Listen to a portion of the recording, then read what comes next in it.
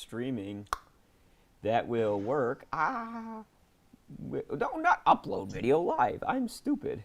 I clicked on the wrong thing. Oh, man, yeah. Go live. Here we go. This is what I was doing wrong. And then, make sure, okay, let's see, what's my stream key? Copy my stream key and then paste it in here. I'll show you how to do this. Actually, I could probably show you my screen one day during like a Zoom meeting, and then you can probably see. Oh, look, that worked. Holy shit, that was fast. Nice. Sorry, you can't see what I'm on. You can't see what I'm reacting to. All right. It's all right. It's okay. It's okay. Ooh, I think we're rolling. I think we are actually like rolling like right away. That is, oh my God, I'm getting so good at this. Thank you, John, for letting me test run this so many times. All right. Oh, let me just plug in the description all the information for today's episode. Hey guys, you get to see the tech in work. All right. Oh no, we don't want that. That's episode 4. Boom. Okay. So this is sort of what the audience witnesses. Let's go up, edit. Good. Doink. And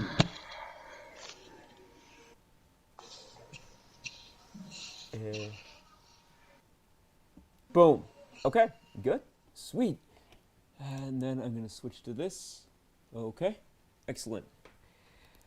Oh, man. So, how you been, man? How was your week? It was all right. Yeah. Girlfriend visited for a couple days, so that was nice. Oh, sweet. I do remember that happening. Yeah. Oh, man. See? Star Wars fans do have girlfriends, folks. Yeah, from time to time. Yeah, sometimes. No, actually, it was funny. When I went to C2E2, there was I remember there was this one room where it was just, and it's in my C2E2 video, on, for the Ebert thing that's also online. And, oh, by the way, yeah, if you ever I should, oh, never mind, I can't say I'm live. But there was this room of 2 Star Wars fans. There was this guy married to this girl, and both of them were this was a good, you'll see him in the video. He's the guy who calls Ryan Johnson Ruin Johnson. He was a good looking dude, man. I don't know. Does that mean I'm gay? Does it mean I'm not gay? Who knows? We'll let the audience figure it out for themselves. I honestly don't care. Yes. But him and his girlfriend were both really freaking good looking, and you're in really good shape. So it just reminds me, man, I don't think Star Wars fans are all walks of life now. Before it was only nerds are Star Wars fans. Now jocks and everybody fucking loves Star Wars. I actually oh, I'm sorry, go ahead. A handful of years ago, it became super cool to be nerdy. I don't know exactly what happened, but yeah, I think it's the internet. It was just this huge paradigm shift. It's more than just the internet. It's just nerds have become much more accepted. Because we're needed. Yeah, that's what I mean by the internet. Most people don't understand nerd culture at all, so they want to dip their toes into it, and they're just totally lost immediately. Yeah. So that's why I think the nerds, us in general, we come out and we're oh yeah, this is this, and we're all willing to share our opinions and thoughts on stuff too, which helps. Yeah. No, it's and like I said, it was because the internet, because literally when I clicked on the right thing, literally when the internet started blowing up and stuff, everybody would get bored and look into stuff, and with all the superhero movies and shit, and the need for graphic designers and people who work in video like me, and people who design websites. All of a sudden, the need for the creative types was more and more. And now I see guys who, you would otherwise see tossing around a football, figuring out how to, figuring out like what the newest Star Wars thing is because he wants to do a visual effect that's similar to like what the Millennium Falcon did. So it's like it is a strange paradigm shift. I think technology sort of molded our brains into what we like and enjoy today. And that's why Star Wars got so big. Because Star Wars is nerdy, but it's like cool nerdy. For instance, like The Matrix is nerdy, but it was cool nerdy until like it became really nerdy. And like, because man, Matrix fans are like the nerdiest fans of them all, man. Like, oof. But I was one too, though. I had like the soundtrack to the third film and couldn't convince myself that the movies were shit and like the sequels until later. But no, well, there's good elements to them. But yeah, it's like everyone's just super fucking like obsessed with nerd stuff, and that's cool. Like I think it started happening after like '99 a bit. Like we started shifting there a little more, and now it's like exploded because. Like, I mean, like it's pretty much as soon as you said The Matrix, that kind of like clicked in my head. Like that movie really changed the game for a lot of people. You know, because a lot of people that weren't nerds saw it and were like, holy shit, that's cool. But then they're like, oh, wait, there's like science fiction and like there's weird, deep stuff. Like I'm not nerd enough to get it. I need explanation. Let me call the IT department. Yeah. Yeah. So it was right around that time, right around when The Matrix became popular. You know, that's massive nerd movie. You know, all kinds of weird nerd stuff going on. And it is super mainstream. And I think that the average moviegoer would just like didn't get it and needed to rely on those of us that understand science fiction and weird shit to like explain some of it. Yeah, like they could look at like the code in the Matrix and then like some bro, you know, with like the flat brimmed like backwards hat could be like, that looks cool. How do I do that? And that's like sort of like how it starts. Yeah, so check it out. Oh, I'm sharing this online now because like our conversation is good. Never mind. All right. I'm just noticing something on my own YouTube channel that's hilarious. I'm like, I'm going to share this. And then immediately it's like, skip to point so-and-so on here. I'm like, no! I'm learning stuff still. So episode 6. Live review. Yeah. But anyways, as I was saying, man, when we were talking about all this nerdy stuff, and it's funny because the prequels are cool now. Remember when George Lucas said, like, one day people are going to like the prequels? And we're like, yeah, right, George, get out of here. Well, guess what, man? He was right because he knew that nostalgia market, and he knows, like, well, people are still obsessed with this movie that I made 20 years ago. So, yeah, 20 years later, you guys are going to love whatever the fuck I make. You know, I could show, like, 2 hours of Jar Jar Binks just dancing around. You guys would love it. And that's pretty much it. Like, he knew what Star Wars was before he created those 3 prequels. So he's just like, I'm just going to do whatever, and it's going to be Star Wars, and you guys are going to love it. And no matter what it is, it's going to be awesome. And we all hated it when it first came out, and blah, blah, blah. Yeah. But, that's something that the animation world building has really helped with, is bringing those prequels to not exactly the front, because the original trilogy will always be the front, but at least bringing the good out of those.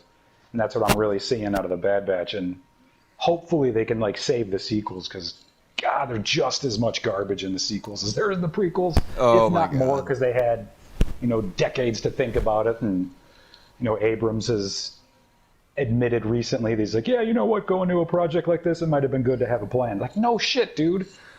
Oh my God, yep, that news story did come out. We never addressed that last week. We forgot to address that. How do you not go into creating, even if it's a 20-minute Star Wars story, you do a little research, man. Yeah. Do a little bit of research. Watch the original. It's like I don't want to go on a tangent on. No, you know what? I think it's worth it because it's worth it. It's a live review. It's live. Who cares? Here's the thing. It's like I don't really feel bad for JJ because he knew this was a No. fucking failure going in. He's a millionaire. I'm poor. I will never feel bad for somebody that has millions of dollars. Yeah, I'm sorry. Boo-hoo. Well, not only that, like, because I think millionaires, because I did say in my George Lucas video, I'm like, look, George Lucas is a billionaire, but I think fans are too hard on him a little bit, including myself. I wrote a screenplay that was basically a derivation of Misery, where someone captures George Lucas and forces him to rewrite their prequels. And then in the end, he sort of gets Stockholm Syndrome and falls in love with this girl. But, like, essentially, in the end, like, even I was like, I went too hard on him. And you know what, man? He's still, like, we didn't give him enough credit. And maybe we should look at ourselves and look at fan culture and look at the way we react to things and see, are we hurting other people? Because we're going out and saying, hey, you raped my childhood. I don't care how many millions of dollars I have. Like, that still kind of hurts my feelings if you call me a rapist in any kind of way. But still, for JJ's case, I don't feel bad for him because at least George did some research. JJ's just said, fuck it.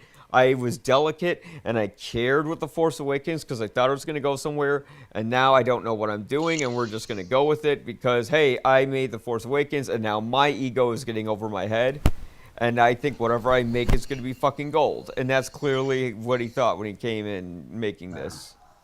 Well, and he was like, from our perspective, like he was writing that, you know, that Star Trek movie still. We're like, oh shit, that first Star Trek movie was pretty cool. You know, maybe he could do something fun with Star Wars and, you know, build new characters and like change some stuff, like make it cool again and give it to him. Like the first 15, 20 minutes of Force Awakens is great. It's really fun. It's some Star Wars that like you've never seen before, you know, stormtroopers murdering a town.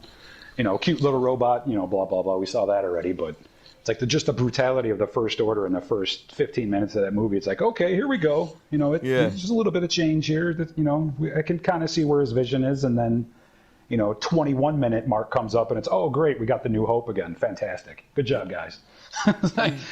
You started off really great, and then you just gave us what we've seen already 100 times. Thanks a lot. Millennium Falcon flying through something. Yeah, I mean, immediately they get into those Johnny Carson openings, like, ladies and gentlemen, the door opens, and who walks through? It's Han Solo!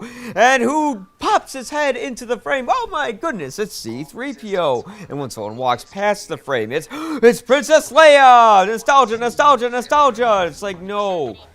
Do what you were doing. I liked this. I liked this girl who was in a desert that might possibly be Tatooine. That's filled with, you know, destroyed, you know, ships. And who's this guy who's a stormtrooper who's walking away? I want to know about those guys. That's interesting. And then it just gets in and all this. If you want to put in the old characters, great. But it's got to work. You can't just have them, you know, magically stumble across the Falcon. It felt like a goddamn Disneyland ride at that point. That's what it felt like. Yeah. Maybe that's what they had in mind. Like, let's just give them the most basic of everything and, you know, rope them back in, and then we'll have them for 9 more hours of mediocre Star Wars. Yeah, I could have just gone on fucking Star Tours. It would have been the same. So, who cares? No, but yeah, I mean, that's just, they're just such a and you know what? Maybe I'll feel bad for JJ when I hear the story behind of what happened, because I put up like a Facebook post on my personal Facebook, not on the show's thing.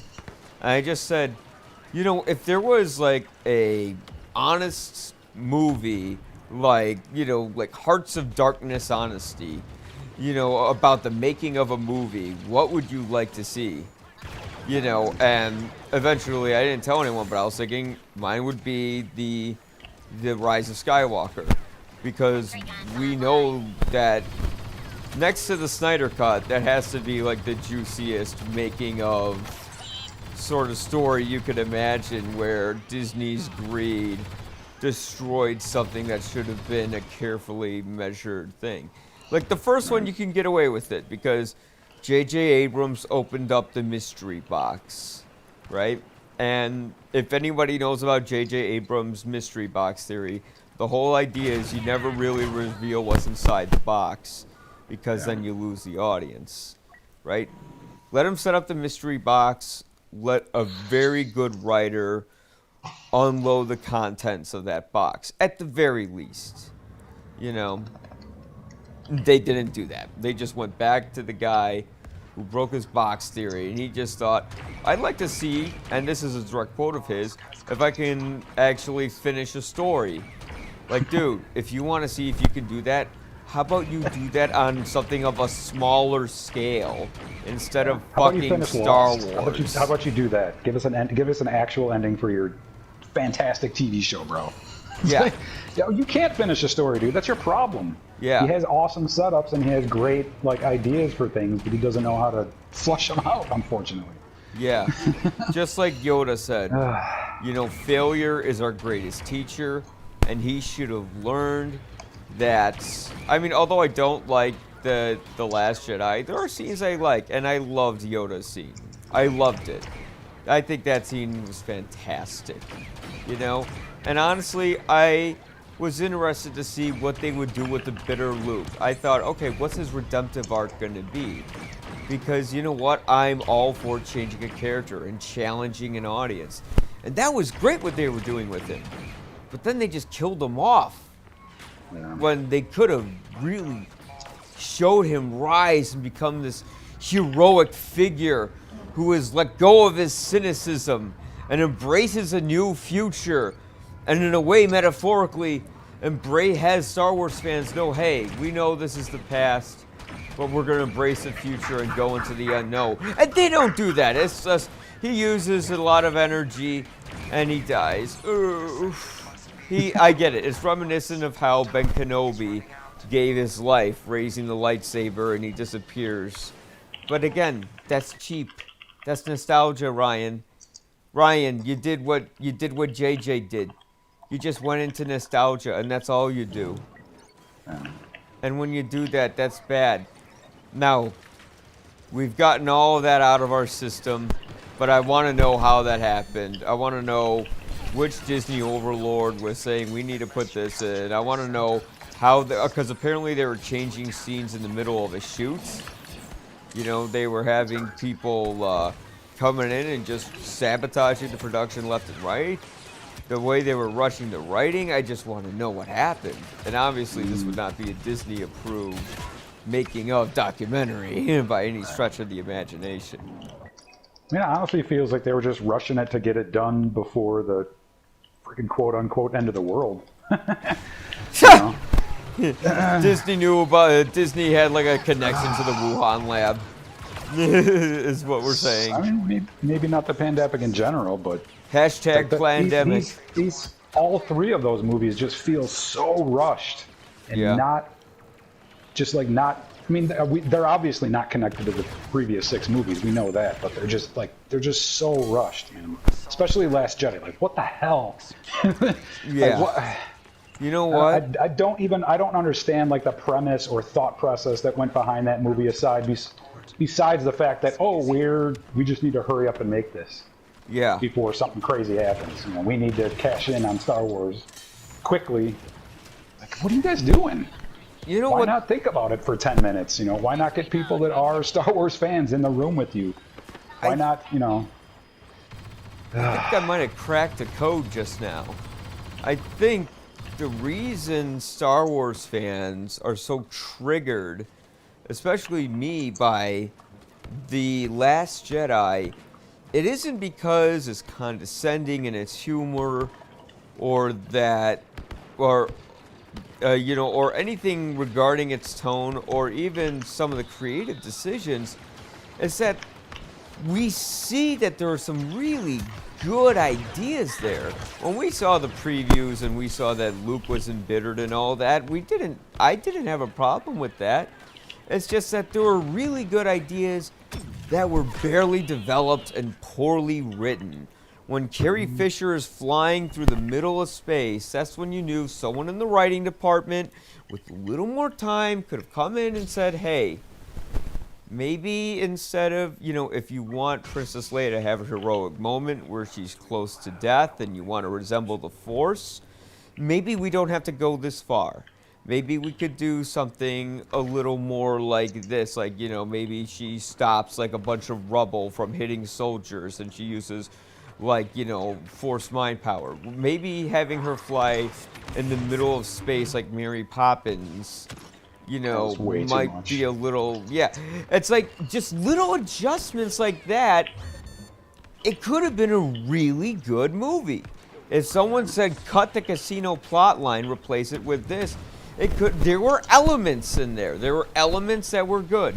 When you're going straight to Snoke's throne room, and if you're going to kill Snoke in the beginning, hey, I didn't have a problem with killing him like that. Fine. But explain why that's happening. Build something around that. And they just don't. They're just rushed. And when I see and maybe Rian Johnson feels the same way. Maybe Rian Johnson's like, yeah, you guys don't know, but I didn't get to entirely make the movie I wanted to.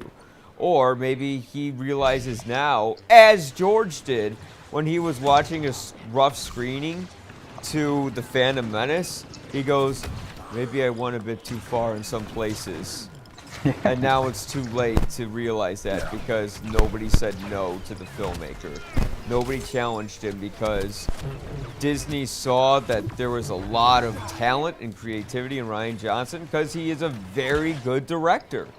He is. He really is. He made the best episode of Breaking Bad that there is. Outside of the third act of Looper, where you could tell they ran out of money and they just had the rest of it take place in a farm. Like, it's a really good idea. Knives Out, I shouldn't have listened to my friends. I changed my mind. That is a fun movie where the humor worked. Yeah. But here, Rian Johnson was given something huge, and no one said no to him because obviously his talent was there, and they thought he was a boy genius who could do no wrong. But he could. And that's the problem of rushing these products. That was a very long-winded explanation of what you said in a nutshell. But I agree with you. Yeah. I don't know.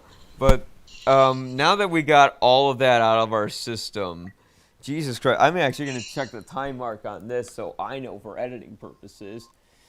Fuck. I don't know. Oh, 21:45. Okay, 21:45.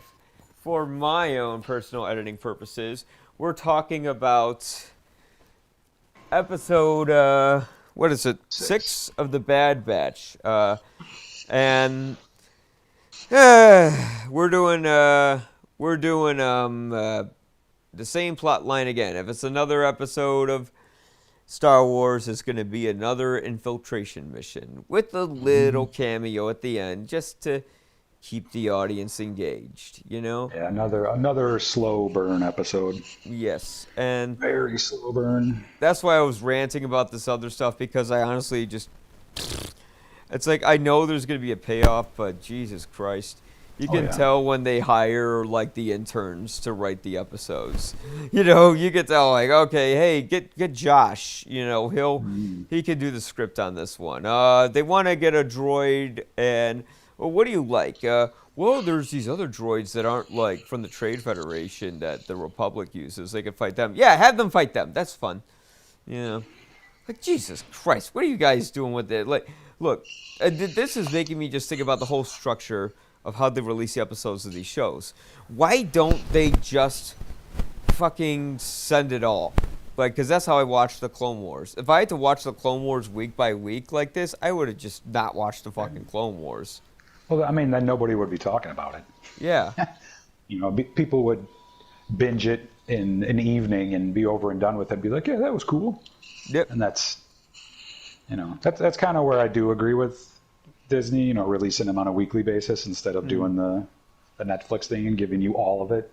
We have the ability to, like, let this stuff sink in and complain about it or praise it either way. If we were to watch the entire 16 episodes, we'd just be like, yeah, it was all right. Yeah. You wouldn't really have, like, no critique on it. You're right. That was cool. No, you're right. And I'm not just saying this to be agreeable because I'm afraid of conflict. But I'm just saying it because I forgot. I keep forgetting it's 16 episodes. It's so long, Sam. We don't know how many series is going to be. There might be, yeah, 5 5 years of this show coming down the road. We don't know.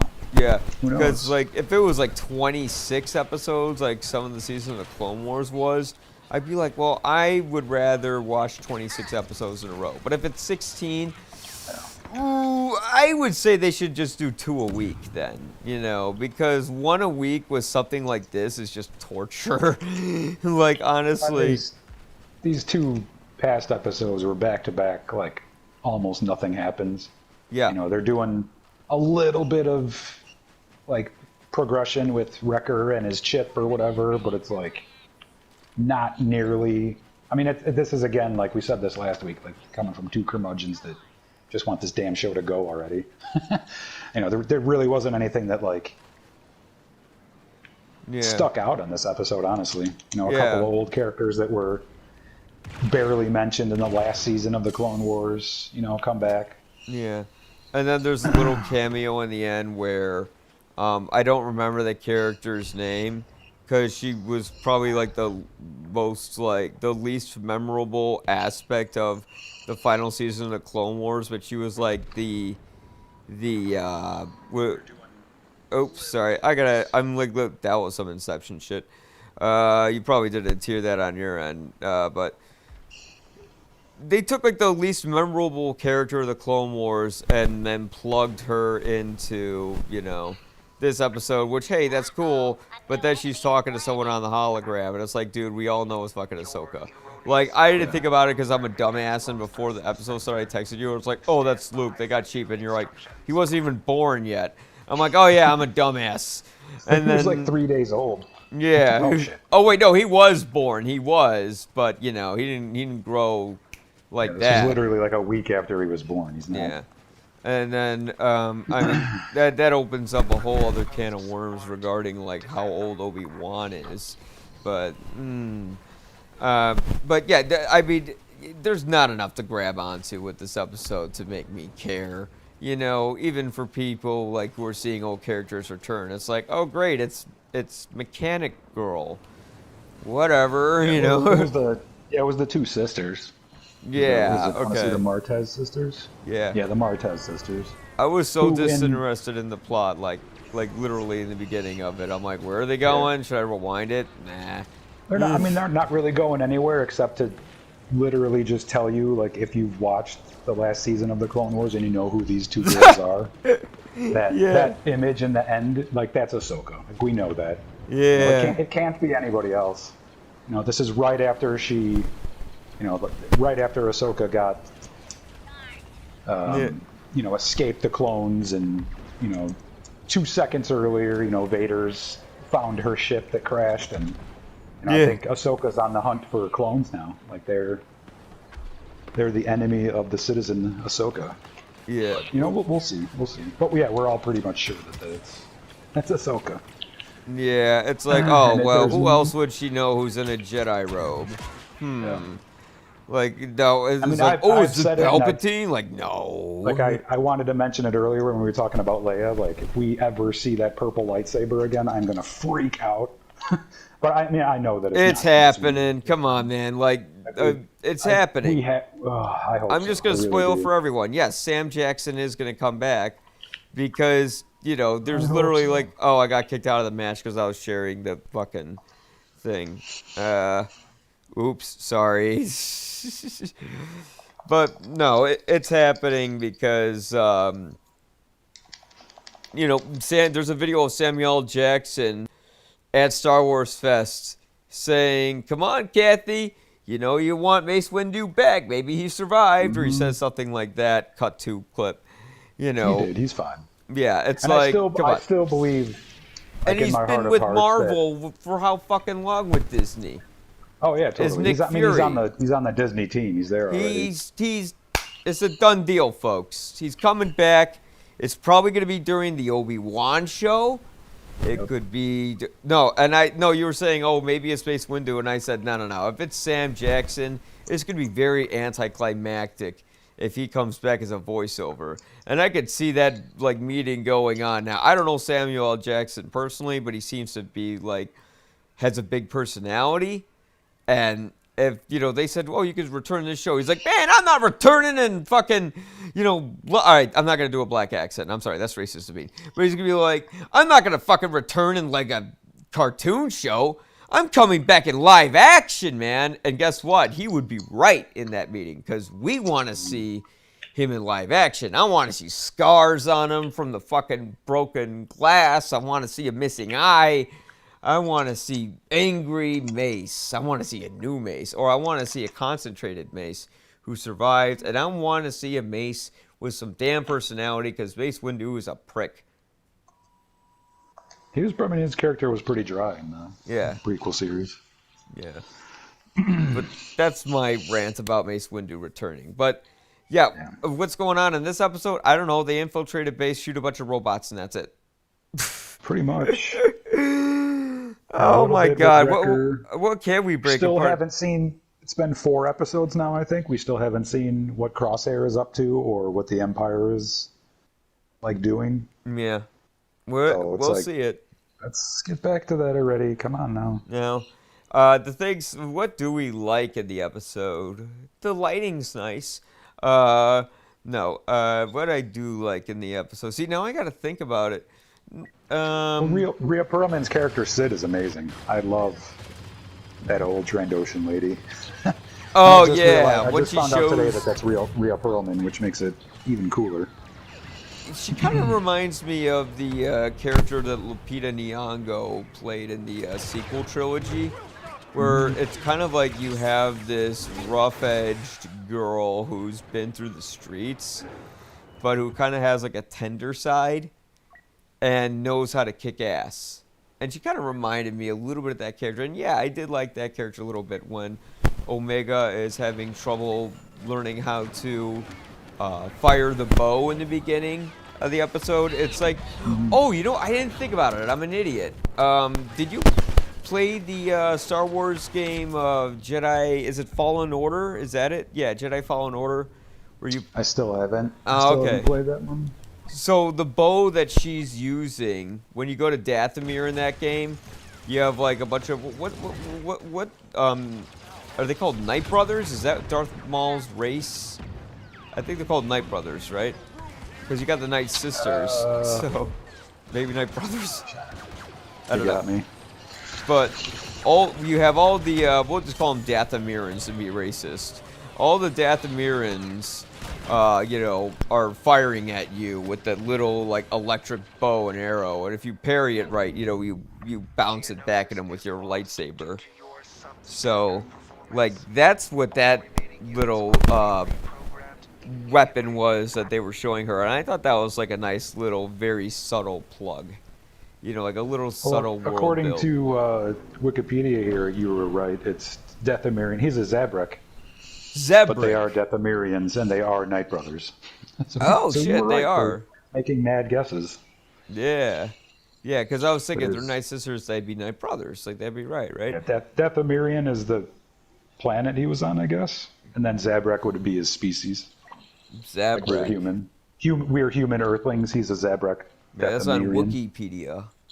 I like how Star Wars is so big it has its own Wikipedia. But yeah, they're firing at you with those little arrows that are that's electric. Cool. Yeah, so that's how they kind of tied that together, which I was like, hey, that's dope. I love that. Like, do more of that. That's cool. But outside of that, do I have a show's logo on here? Yes, I do. Haha. All right. But yeah, they tied that in, and I like sort of like the banter where she's shaking and then she's saying, "Oh, I'm so distracted by everything around you," and that's when Echo told her. That's the whole point is you can't be distracted, and that's why you have to practice. And I'm like, you know what? When I practice with stuff, that's advice people gave me, and that's the best advice anyone can give you. I mean, think about like if you're a Major League Baseball player, it's like you're going to have people yelling at you and telling you suck and throwing beer, and you just got to tune all that out and just focus on what kind of pitch to throw. Is it going to be a curveball? Or can he be a fastball because he's tired out and you can throw the heat at him? You don't know. So that was a nice little bit. And again, the banter between the characters are great. I mean, now I don't really see clones anymore. I see Rex, I see Yeah. Wrecker, and I see Echo. And I don't even have to be like, what's their name again? You know? It's Hunter. Rex is a different dude. Son of a bitch. Son of a But bitch. I know what you're talking Rex is the main clone who was with Ahsoka during the Purge. I know. Yeah, we haven't seen him yet. We he's will gonna see him, be- but we haven't And seen he him shows yet. up in Rebels, and he has a whole arc. But no, Hunter. See, I'm an idiot. I rescind my point. No, I'm just kidding. No, Hunter was, and you got Hunter who is like literally like the guy in every '80s movies. Yeah. He is. I've never watched these movies, so I don't know. But Escape from New York, he's that character. He's Iroquois Yeah, Jake Pliskin. Pliskin. Yeah, he's Pliskin, who's Solid Snake was based on. So he's all What did I those. say? Did I just say Jake? That's hilarious. Trying Huh? to play video games and think at the same time. I said Jake Pliskin. It's not Jake Pliskin. It's Snake. Snake Pliskin. See, I'm Snake trying. Pliskin. I'm not focusing on either one. Sorry. No, it's all right. It's like it's the same shit.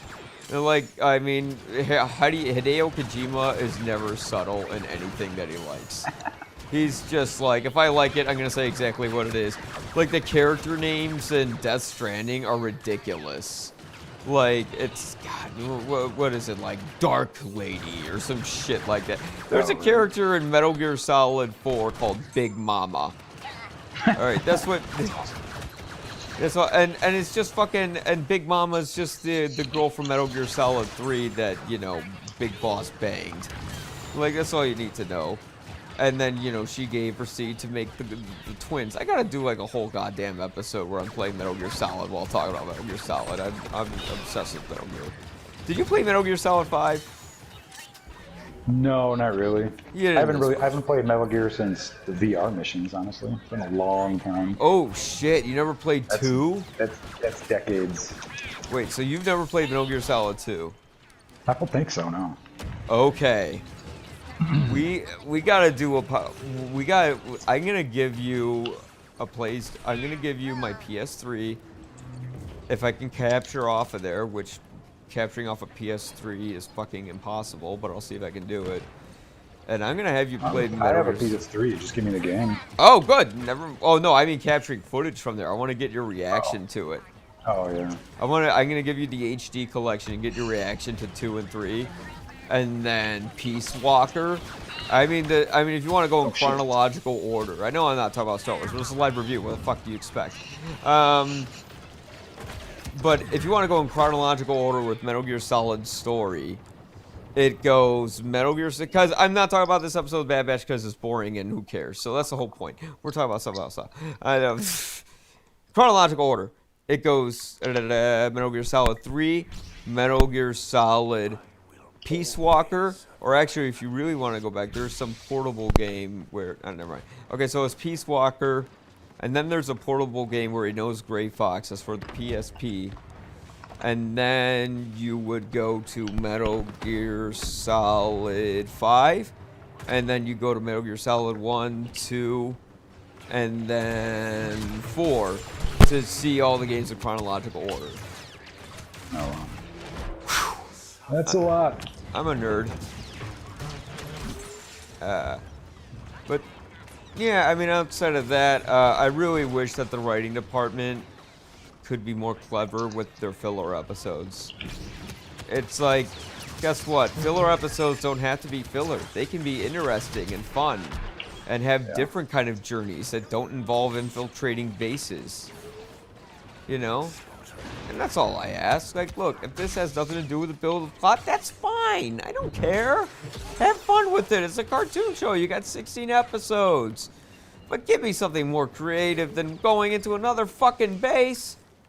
Like, now it's ridiculous. It was kind of nice how there was, like, a little bit of shadowing, because I am still going to stick with my theory that Omega is Phasma, Captain Phasma. I'm gonna stick with my theory she that almost falls. She almost falls into that compactor. So it's like, okay, Doing a little bit of foreshadowing, and we still don't know that. That's just my crazy ass theory. But why is she Phasma though? Like because she looks and sounds. I'm just like pretty her? sure she's. I'm just pretty sure she's Phasma. Like if I were to try to make like sense of it or like try to use a real theory, I think Omega. We're gonna cut some of these discussions up into sizzle reels, by the way. I think Omega is just like a dry run for clone Palpatine. Mm-hmm. Like she's the I first agree with dry that run. too. Yeah. Yep. I agree with that. She's both. Because it makes total a Palpatine sense. clone. Well, she's like a master clone, like the best of the best. If she was, because they've already explained that they've given her all of the upgrades that the rest of the Bad Batch have, plus some more. Like we don't know what others she has. So she's like the rough draft for the new version of the clone situation. Mm-hmm. Yep. But she is, I do believe she is, Palpatine's genetic material or whatever. Like she's cloned from him. Oh yeah. But here's where I don't think she's Phasma, and that is if she is this powerful and this skilled, then how did she get killed off the way she did by Finn? Twice! Oh, because that movie was terrible. We just talked about it. Huh? The writers in that movie the writers in the sequel movies just dropped the ball on everything. Like as soon as they got the ball, they were just like, we're just gonna throw that in the trash. What's that lightsaber? Throw it over her shoulder. What's that Phasma? Throw in the garbage. What's that Finn's character getting any kind of like development? Throw that in the garbage. Mm-hmm. It was. Oh man, I'm gonna rant about it again. But those sequels are just such a mess. Yeah. Well, give them 15 years and we'll love the sequels once they write everything. Yeah, I mean, give them 2 more years and they're going to be non-canon. They're going to start over and listen to us. They've those already sequels, started talking about that. They're not gonna remake the sequels. And you know what? I'm glad they're not, because that's what Disney does. They made the prequels cool. We wanted to write off the prequels, and look what they did. So I'm fine with it. You know what? Make good writing around the sequels to make us care about the sequels.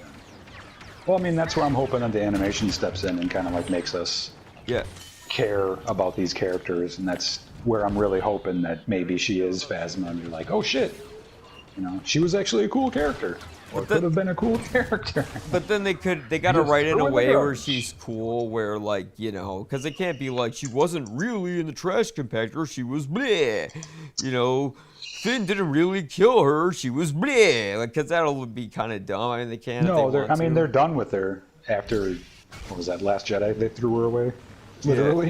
Yeah. They're done with that character, but this is at least giving like some kind of a backstory to what could have been a cool character.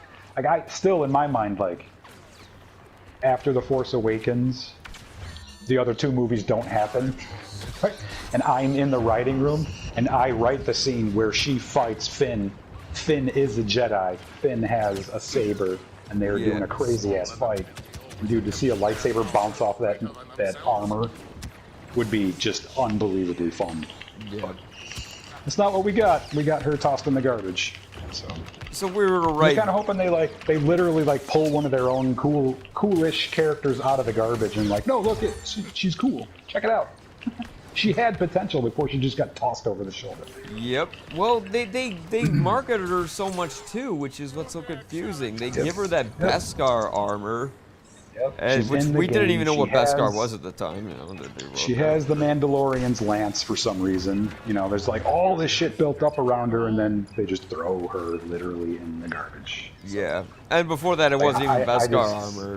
Before that, it was just cool, shiny armor that JJ gave her. Well, they were like, let's be honest. What did they say it was? It was like the plating from Princess Amidala's ship from the first movie. That's how they were trying to explain it. It's like, that makes no sense. Beskar armor makes sense. Get the fuck out of here. Get the fuck out of here with that shit. Yep. Yeah. But if they were to rewrite this episode of The Bad Batch, to put it in a ridiculous segue, how would they be able to like rewrite this episode to make it cooler?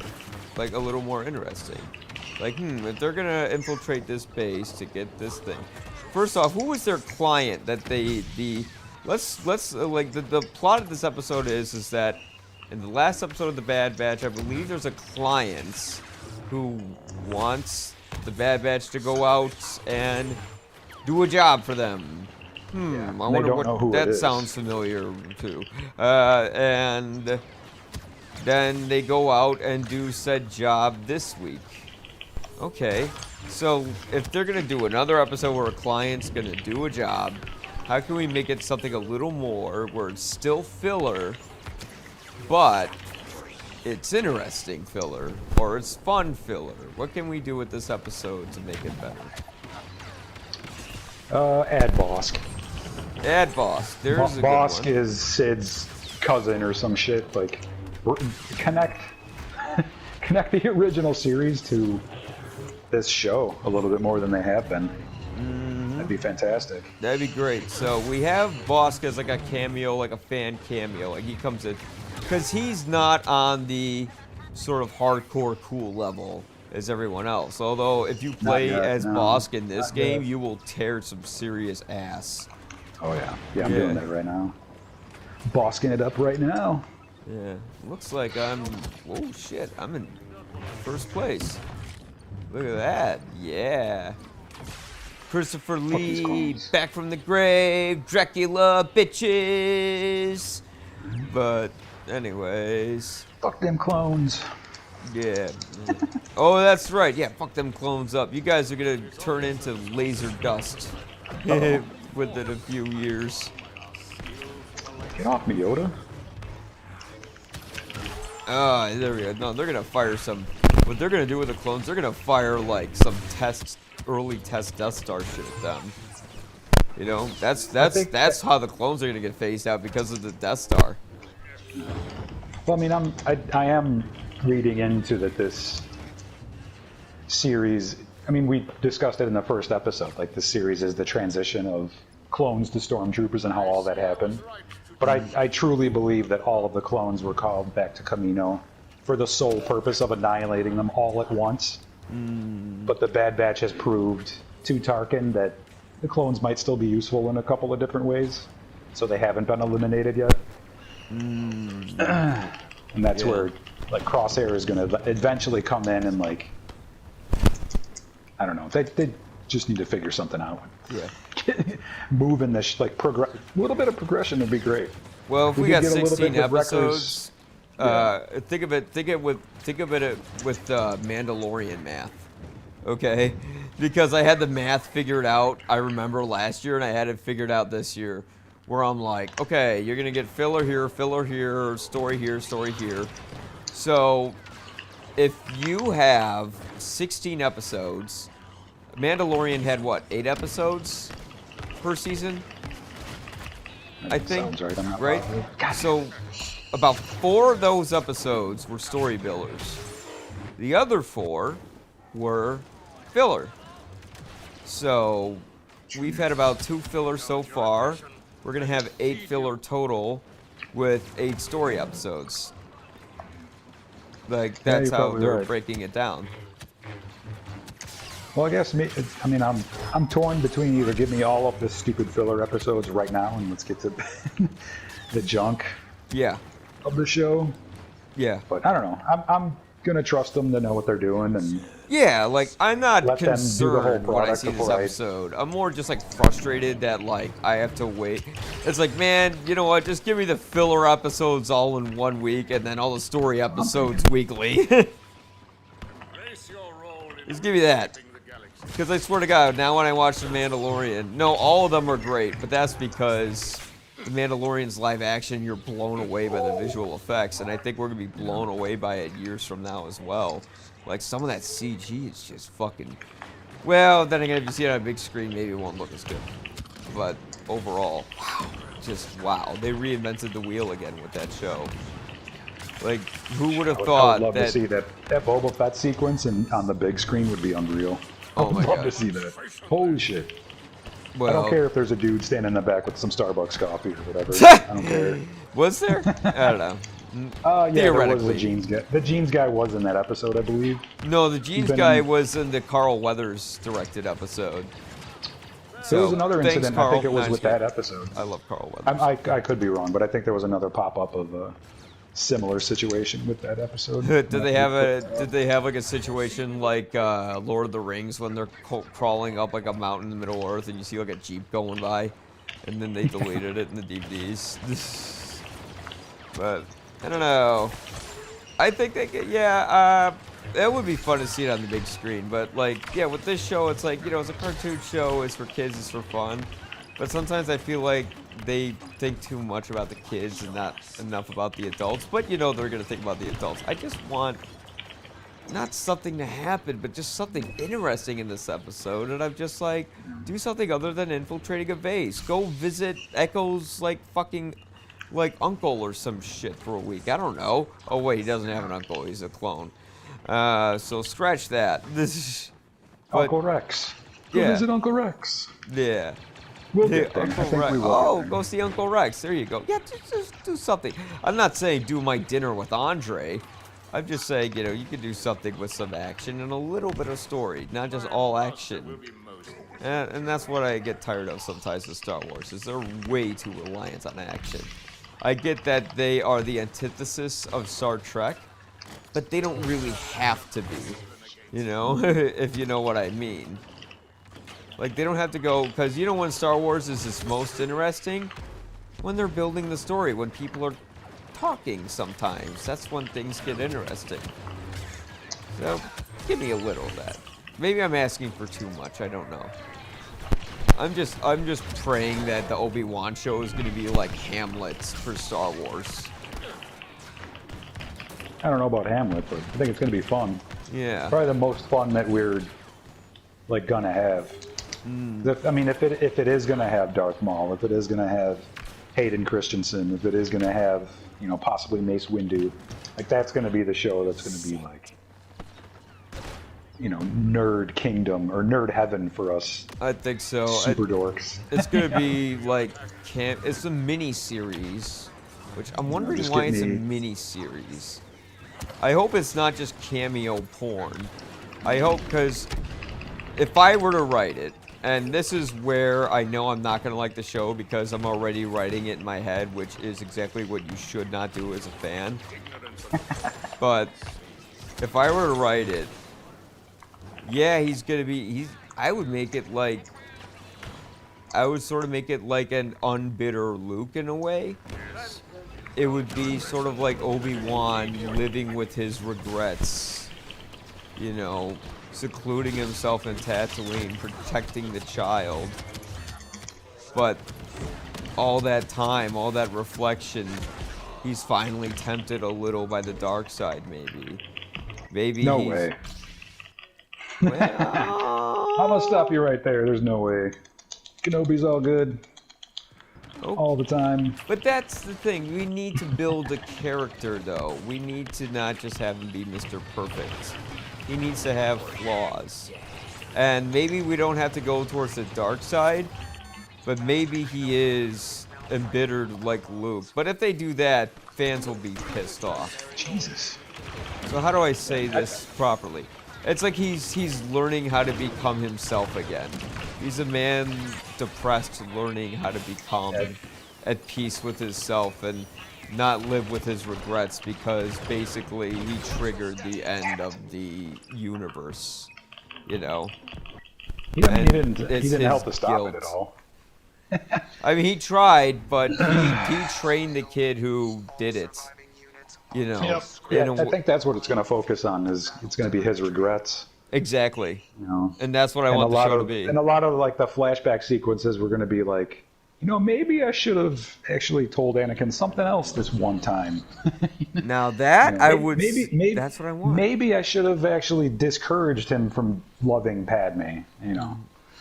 I think it's really going to focus on his regrets and like how he did fuck up and allowed what happened to happen. Oh God! Like we don't know. We don't know what's going to happen.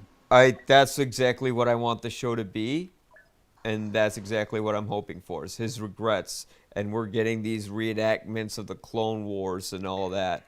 But the woman, you know what? I need to look her up. I need to look her name up. But it's this woman who directed it. She directed my two favorite episodes of The Mandalorian from season 1, and she directed the third episode, where, you know, he fights all the other Mandalorians and then they come and save him to protect the child. And then she directed like the second to the last one, you know, where basically all shit hits the fan. And she has directed the episodes with the most character building. And if I am to understand roughly from my recollection of her filmography, she comes from an independent world where they do a lot of character building. And if this is a mini-series and is being produced by her, I think we're going to see a lot of flashbacks to a man in a cave or wherever living with regret. And then eventually he emerges from that cave and fights elsewhere. And kills Darth Maul in the final scene. Woo! Yeah. God, I can't wait for that, dude. That's literally how I see this series ending. Yeah. I think he'll emerge from the cave and he'll go across the universe and he'll be... But it's like, if that happens, my God, get your tissue ready. It's going to be a tearjerker. And if that happens, I think it'll be the most beautiful thing Star Wars has ever produced since Empire Strikes Back. I'm hoping with these live action shows that they're just gonna keep building and building. Like, we're gonna look back once the Obi-Wan series is done and look back to that Luke segment, that last episode of Mandalorian, and be like, yeah, that was cool, but remember that scene with Obi-Wan and remember that was so much better. Remember when he was in the Clone Wars? And because you know what we always say as fans about Luke, and even Dave Filoni has hinted, nobody talked to him. Nobody talked to the boy when he needed help. And you know what? I mean, as someone who has fought mental illness in real life, if I didn't have people who talked to me and who helped me, Jesus Christ, I would have gone fucking like, you know, I know, like, nobody, that they were mentally hurting him so much. He just wanted simple things. He just wanted a wife. He wanted a family, you know? And if you see all the fan art, like, have you ever seen, like, the What If fan art? Where it's like, you know, Anakin's an old man and Obi-Wan's there and, you know, he's his uncle and they're with Padme, you know? Yeah, that'd be nice. It's kind of like, that's all he wanted. And was that so bad? That's the fundamental flaw of the Jedi. And I think this is going to be Obi-Wan's learning moments as to what their flaw is. And I think he's going to challenge Yoda. He's going to go to Dagobah. He's going to challenge Yoda. He's going to say, you were too hard on him. We were too hard on him. You know? But then it's going to be, I lived with this regret. How do I pick myself up and move on with the future? And it's going to be about training Luke because he's the chosen one. You know, they revealed in The Mandalorian, you know, not The Mandalorian, in Rebels during the Maul scene when Maul asked, is he the chosen one? Obi-Wan said he is. So it's not even a fan theory. It's been said by the guy who's producing the show. So this is about how Obi-Wan's going to have the chosen one bring balance back to the Force. Oh my God, I'm just so excited for it. But you know what? I'm also very worried that I'm going to be heartbroken, and the show is going to be nothing like we hoped and envisioned. Yep. But that's okay too. Nothing else has been as we've hoped or envisioned. It's all been still pretty cool. So yeah, just let them go. Let them run with it. They know what they're doing. I trust them. Yeah. Even if I don't love everything, I'm still gonna let it like play out and And then you see, watch my Star Wars. And then you go, hey, where do we go with it? It's not where I wanted to go with it, but guess what? That's storytelling. That's the filmmaking process. You come to a compromise. So, okay, it didn't go where we wanted. We didn't get to see what we wanted, or, you know, maybe it'll be a ton of action. And I didn't want a ton of action, but if we're going to do it, okay. And that's where Star Wars concerns me, is like whenever they could do... It's like they always start writing a really good dramatic scene. And this is a fundamental flaw of Star Wars since the very beginning. You know, The Empire Strikes Back worked because there was a dramatic scene, and it continued with the flow of the dramatic scene. You know, Luke finds out Vader's his father, or they're flying out in the middle of space after a failed mission. Their friend has been locked up. Like, it all ties together in a huge dramatic arc. And Star Wars always does this thing where it'll tell a dramatic story, but then it'll get bored. It'll say, well, meanwhile, here's a fight going on, you know, over in Endor. Or meanwhile, here's a fight going on here. And it's just like, don't do that. Stick with the dramatic side. But I'm just worried that Obi-Wan will just be action, action, action, action, action. Drama, drama, action, action, action, action. And I really hope they don't do that. The Mandalorian, cool, you can do that. Just now we've learned where you are. Let's move and be storytellers. Let's show that Star Wars really isn't just for kids. Show that there are adults who like it. Where, guess what? Maybe the kids aren't as much into the Obi-Wan show. But they will be. That would be reaching for greatness. Which I'm afraid they're not going to do. One man should be able to make a difference if he's powerful. Fuck. Oh, god damn it. But having said that, what do you hope to see for this next episode of the show? Oh, man. Make no mistake. Let me put Omega in some Beskar armor and Hell yeah. Hell yeah. Phasma her up. No, I'm kidding. I don't know. I just want to. I kind of want to see, Wrecker's situation happen.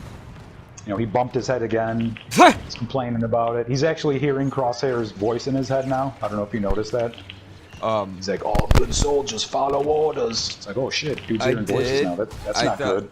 Didn't we address that? Like if he turns and he becomes a bad clone or whatever, or listens to his inhibitor chip, that whole ship is going to be in a lot of trouble.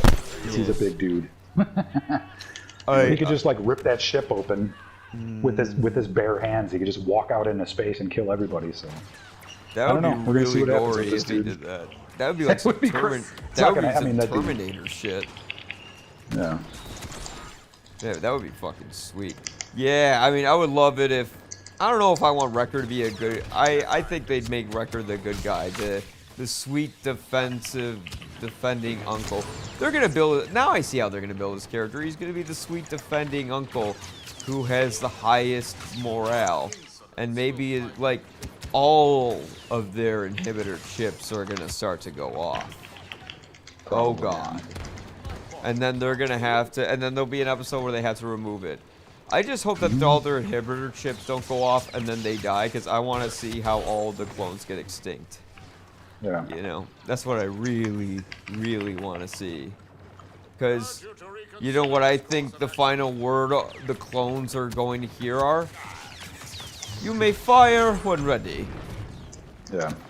And that's what's going to happen.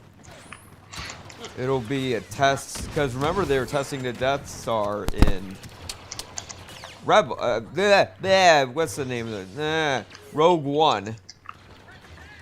So, they'll have an even earlier test on the clones.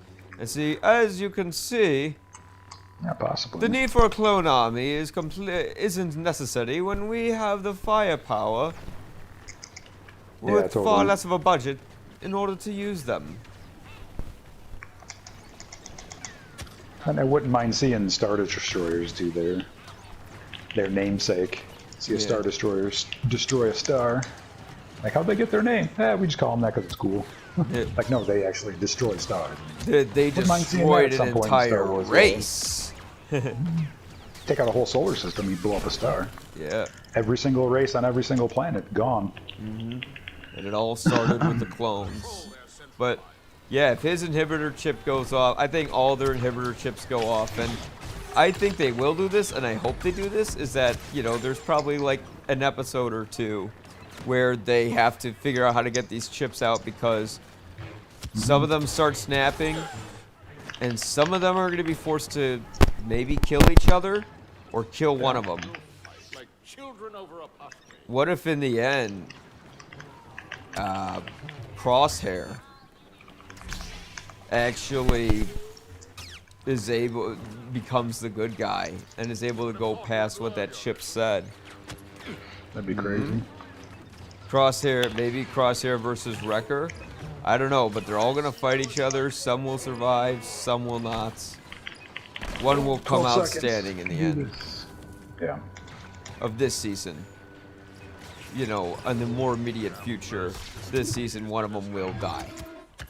And we all think it's gonna be Crosshair, but I think it might be Wrecker. Or I don't think it's Wrecker. It could be someone we're not even thinking about. You know? It'd be someone where we're like, I thought he was cool. What's going on? I mean, it could be Sid herself too. She's a little suspicious. Who? She may Yeah. turn on these guys. The Trandoshan Yeah. girl, a woman that they're working for. Yeah. I don't know. We'll see. Hopefully they do something in the next episode because it's, Yeah. there's 10 more episodes to go. They can't be slow like this every episode. We got 10 more to go. All right, Yeah. we got 2 more boring, and then we got 8 juicy ones coming up. That'd be nice. Yeah, that's. Well, I mean, we know that the ending, whatever the story arc for the last few episodes, that's going to be amazing. We Yeah. already know that. Well, we know the show's gonna be really good because that first episode introduced a ton of shit, and it The was first really episode good. was really fun. Yeah, yeah. Like at first I was like, and then I saw it again. I was like, oh wait, holy fuck, you know. But yeah, and of course the I mean, this is all just to butter us up for the live action stuff, you know. So then, because oh my god, I don't know when that's coming out, but oh my god, that's when I'm gonna have lots of material to release, lots of discussions to have. All right, but anyway, having said that, thanks John for coming on. It's always a pleasure. And if you want to see any of John's stuff, you can find the link in this video to his recent episode of Sinema Obscura. The stuff you have, it's like it's kind of like anyone with a camera kind of makes a movie and they send it to him. And, No, that's the idea. Like, it's a collection of independent filmmakers' work from literally all over the planet, people that have no budget or low budget and just, pour their heart and soul into these short films or music videos or whatever. And like, I feel like it's my job to keep all of this hard work from getting lost on the internet. So I round it up, collect it. I have a huge library. There are 47 1-hour episodes available on the Vimeo page. So definitely check it out. All over the place, animation, music videos. There's also serious stuff in there with some documentaries. It shows that we're not all fun and games. So definitely check us out. Lots of stuff out there. And these people work so hard on these. I mean, you've made some short films before. You know how hard it is. Oh yeah, it's not easy. I want to make sure that they're recognized for their work and it doesn't get evaporated into the ether. Sinema Obscura, check us out, Vimeo. I just realized that there's a new. No, I'm sorry. I just realized there's some guns I haven't upgraded yet. See, when everything's upgraded, it's just boring. But no, you're right. Definitely check out the Sinema Obscura stuff because it's fun. It kind of reminds me of like when I was in high school. We just see like everyone's kind of random videos, and the nice thing about Sinema Obscura is it doesn't have that kind of like snarky, like film competition angle to it. There's no competition at all. There's no, and that's what I like about it because I'm tired. It's all for fun. It's all for fun. Yeah, it's all for fun, and there's a communal aspect to that. Man, I wish that sometimes there were just no award shows. I think the world would be a better place without it.